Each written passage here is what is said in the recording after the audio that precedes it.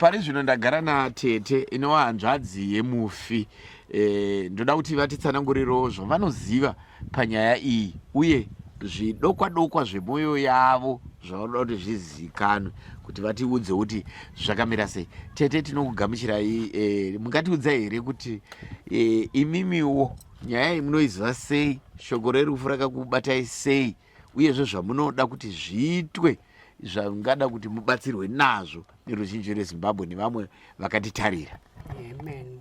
Hai, nini chandinotaura ndechekuti mwana uyu ndakamuona achiuya kumba, akatanga kuenda kuna sisi vangu inini, chasaka tingori vairi mumba medu, chaiva vanomwe. Sisi vauya vakati hanzi baba adeki hatisi kuvadini kuvaona. Ndati sei vkanzameno, saka kwakakwaitawo nhamo yemukadzi wanasekuru mwana wahanzvadzi yamai akafirwa nechi. Ndobva chadi chauya kudaro chakazama kutsvagawo nasisi chichinga kwachinoenda zvonzi baba vemunhu ngavaudze vakomana vaone kutsvaga munhu asati aparanya. Ndobva chakacharisana nasisi kudai, asi munhu uyu akafa kani chiiko? Ikanzi ameno ipapo ndopakuti shupa. Asi chaitsvaga musha wakazara nevakomana, naivo baba vanga vachipo, baba munini vedu vacho vachacha kuti ndoani, ndo baba. Havana kuda kusimudza musoro, hapana. Saka zvino zvinototishungurudza kuti hinja vanhu vasingasimudzi musoro.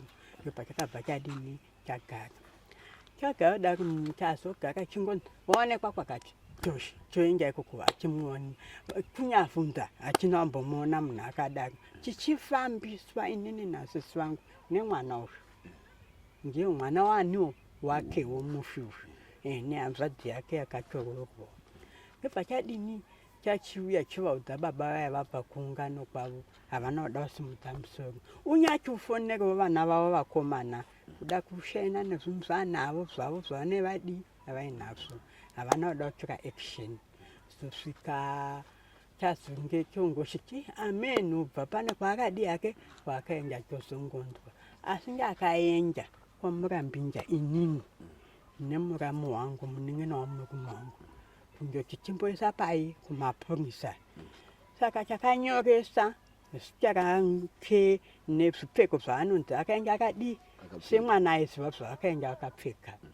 Ndobva chadini chachinyoresa, ivo vakati zita, ndobva chavapa zvese nefoni nhamba dzangu inini, ndobva ndasiya ikoko. Asi mumusha vakomana vakazara vekwana baba mukuru, hapana akada kusumudza.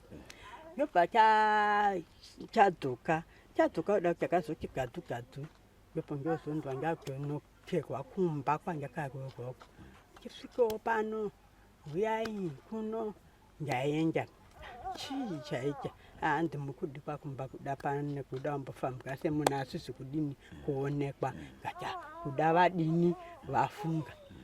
Ndakatobvawo ndakatopfekawo zvakatonaka-naka, ikati hanzi abva ndaenda. Hachina kunanga pamba pano, ndopamba pano nababa vangu namai vangu pandaberekwa pano. Chakananga kwababa munini munun'una wani wababa. Chiona musha wadini wakazara. Pano pacho. Saka ndichindopinda mumba kudai, ndopandakatanga kuchemerwa nawamwe, ndopandakatoziva kuti panapa hapana kumira zvakadii, ndopandakachema. Asi ndachema ndakasumuka kuti ndiuye kupi kuno. Ndakabva ndacherwa neimwe hanzvadzi yedu ari mwana wakwababa mukuru. Iwe dzoka chino ndinokurova kuenda kupi? Ndichida kutouya kuno kuti ndicheme hanzvadzi yangu ndiri pamba pani. Ndobva vakabva chadzoswa kuzoenda kumba. Hanzi aonekwa ikoko kudhuze nekujibha uku, ndokwaakaonekwa. Makuseni acho kwachena, vanhu vakati chichinga choona kwakaonekwa chii munhu chakaenda. Pamboda kunga purasa-rasa nyakuona wacho here, kwambonzi imimi vekudhidini garai pasi munhu akaonekwa nechinyi nemutorwa chakabva chagara izona nguva vasomuwana vasi muchiuyai kuno chazosvikapo haasisina zvese tsoka dzake dzingati munhu akachochekererwa nga zvakadini mudenga marumu akaitwa kuningirwa nebhambuki waya kugoti kwake uku akadai misodzi yakacheka akakudini kakuomera bhutsu dzakaitwa kuzenjamiswa pamutiwo wakaita mugwagwa misodzi yake yakatoomera yakatochena akatodaiwa muningirikini apa mune 2.5 months tisina kana kumuona zvireva kuti ipapo pamuti akasungirirwa zvenguva iyo ipapapo mapurisa azouya ikoko kwacho mupurisa unoti ndinosisunungura vanhu vakazvisunga uyu hedzimendi wedu nako ngakurwa pfungwa zvakazodai ndobva nyaya yadi yatikwatikwa haina kuchada kuti isumudzwe kunze vanhu ude saka nekuda kwokuti ini nasisi vangu chekuti hachidii kuti chinjovhunetwa kunja kwanakusapo uko kuti munjoisa kunhu ngekuya uko kuti zvione kudi chakabva chashaya kwangoti ameno Mwari ndiye anodini anoziva kuti vari veukama ari mutorwa akachakuya kumutora mumba munoti mwana akazongowana bhachi rake ayaemasuka apfekwa mumba umu pabhenji kwakuenda kunana bambo acho kuti baba mambo vaona here ngandahachina kandasingaona njirikini jaketi ya bhachi avo mumba kandauda pane kwake saka inini shuviro yangu hachina chinhu zvedu chingori chiyedu chiri vanhu mine shuviro yekuti dei zvabuda kune vakaita mabasa ane avo kana kuri kuzviita ega iye ngezvani ngezvake kana zviri zvine kuti zvine vanhu mukati aiwa ngazvibude pachena kana vachiripa ndozvamungatopiwa bhadharwa imi nekuti zvakaoma mwana wayo akushungurudzika pano kuimba ikutsvukira kuda kwekamukadzi ako uyo mukadzi ndinomuchenja uyo vakuru vangu ane simba rekuziva kuti musha chii asi iye mufi akamuvinga kuhoporo nezvipfeko zvaanga ari nechii zvese asi uyo anga asina kumuudza kuti baba wangu ndofiro dzani dzavo asi akatomumuta kwakumuudza muhope iye ndopaka baba wangu akafa ungozvii asi atopiwa vhiyu resi saka semwana mukutaura mwana mudiki zvakabva zvachomudzimai dzakweso kubva zvachofaa danyeti mufi akati wandatobudisira wacho nawo aita mwana mudiki saka ipapapa handizozivi kuti zvinhu zvinode ini ndinongoti ngazvibudiswe pachena kune vakazvidivhawo vakazviita nekuti ndingazvipira ndinhanzvadzi yacho ndini muteedzane nani naye mwana uyo handisi kuda kuti musha ufuku saka utomuka kuda kwekuroora kwaita mukadzi uyu wapasina kana saini kana chii uyo achingonzereka nedonjo unai mama nekuti zvakaitika 2015 tozvinoti 9 years chazokusundai chii kuti chakusundai iko zvino manje bozi makore awanda chii chazokusundai panguva ino kuti muchishinga mutaure nyaya iyi chakuchishingisa nchekuti mwana uyo haasi kugara mushe akungovhiringidzwa hapana anotida chero mumusha medu mukanyanzi maita nhamo maita unouyawo chaiko kuti kumusha kwangu kwaita chii ngofasi vane vakabata navo vanongoita zvimvani vanongobva saka mune makangodai muchingoona iwe haungatigibva kokuuya kunhamo unouya asi zvito zvachona ngezvaunongoona wega kuti hachisina chisikwaji nevanhu vapi ava asi imi muchitarisa imimi kufa kwehanzvadzi yenyu imi muchiona henyu muchiongorora muchitaura nevamwe chingava chii chakakonzeresa? Vanhu vakatofunga nyaya yemabhizinesi. Nekuti mukaona vanhu vafunga kukukremera nyaya, vamwe vakuti akauya kutorwa mumba pamba panapa. Okay. Akauya kutozotorwa kuti ange kurwizi chinjodini chinjogeza. Saka vanonzi vainja kuti aungonzwa vanhu vachidii vachitaura vakuinja vochisiya nzira yekunhu kwacho vambofamba vochiinja nekwavo ndokwakangetira mabasa ani avo vamwe vakuti akamwiswa zvidoro ameno zvidoro racho narakamwiswa vaikoko vachiita zvinzvani.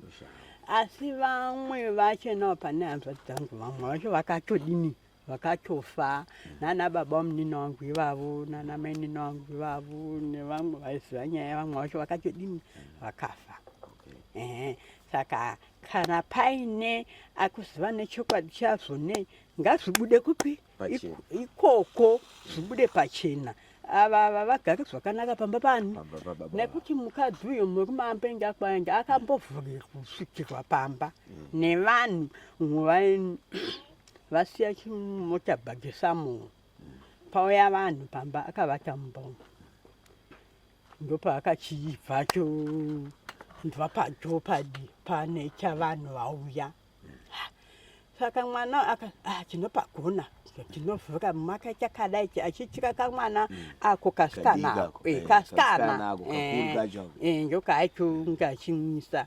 Saka mumba munoziva mwana neachifaka chii laichi, ndobva vachizoi iye ndobva vatura pamusoro andepepakekeni kwakudedzera ndokahwindo ako kudedzera pamusha usho vachungu vakatsvetawo mwari wekuti havana kuda kukasika kuvata, vakaita zvekuona mavhidhiyo zvemafoni.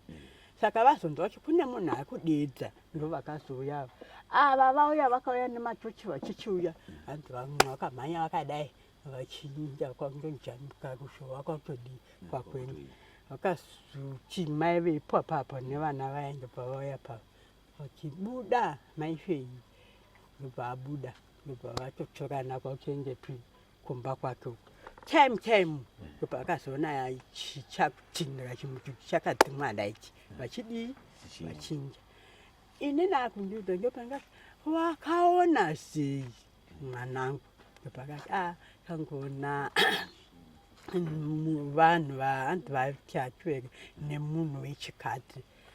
Ndopakazoti kusi kuda kutorerwa mwana yedu iwo havaimbokurwa noturi mutoro mwana vauda kutipika kuti uda vakunetwa uda kuva kushupika ivo vachida kutotora chii mwana kuti vandotsipika ndomamiri ani avo. Asi zvichabuda pachena nangwe dei Jesu adzike tinyapira kufa ini nasisi vangu, asi zvichazobudawo kune vanosara. Ndinotenda tete nekuti ramunotaura iri haribatiki nyore, zvinhu zvinotyisa kuona mabuda pachichena kuti ndo zviri kuitika. Zvinoreva kutora ushingi hwakasimbisisa uyezve zvinoreva kurwadziwa nendava yakaitika. Asi mimi muchiona hanzvadzi yenyu yazotorwa kwayakawanikwa uko, pane zvamakaona here pamutumbi wayo zvamunoti izvo hazvina kuringana? Pange pachine chiko hapana chamamuchamboona, nekuti mukaona munhu padhonza nguva yakareba kudai zvazvangooma tirauzi racho rakaratova samuoko china, hapana chachaichatomboona nekuti wanguma kuti papata yekuti nambo timufungidziro kuti zvinhu zvakadichi hapana.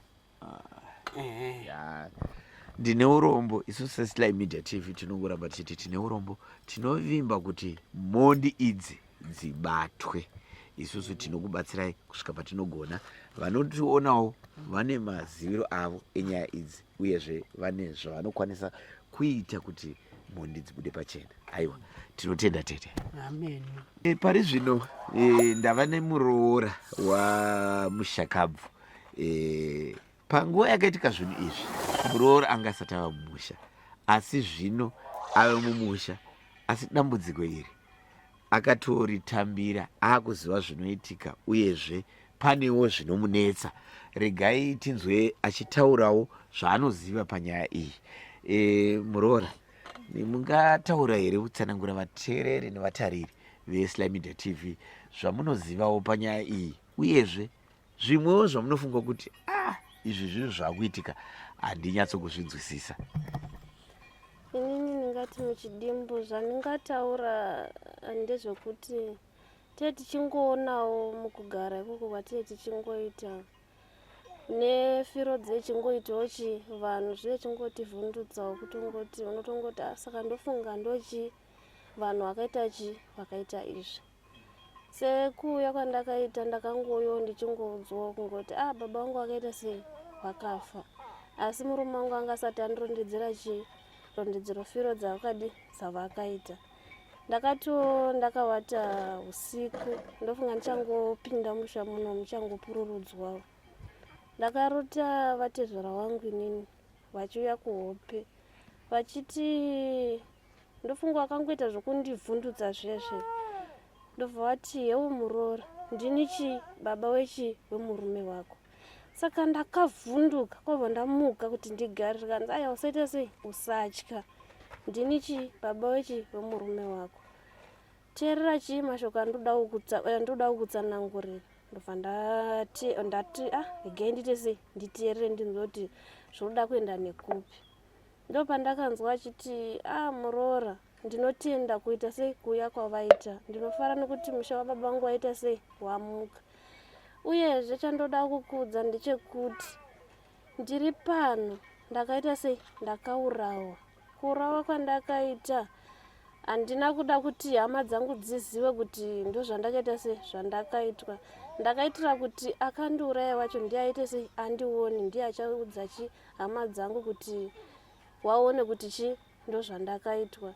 Asi munhu anonzi akauya nenzira achiti ndaimhanyirira makudo here kudii. Kwakuchiya kune hama dzacho achitaura achiti ndandiri kumhanyirira makudo, ndazoona chemai akaita sei, akazvisungirira. Asi baba vachindirondedzera inini kuhope wakati ndakaurawa nevanhu ndiri kunoku.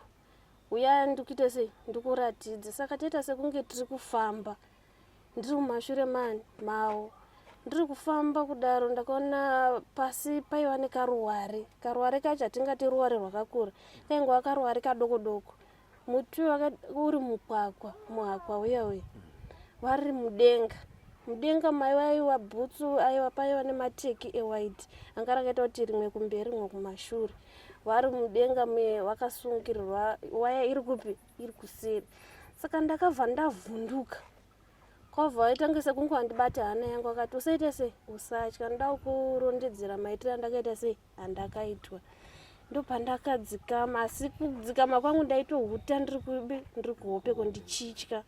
Ndakamboda kuti ndiskrime ndidedzere, asi zvakaramba kubuda.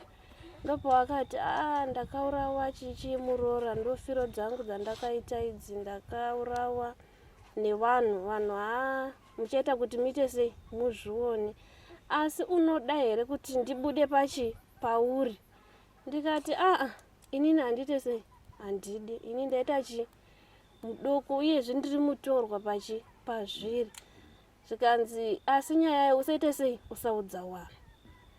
Saka inini semunhu ndakati kubva sandambosangana nehope dzakaita sei, dzakadai so.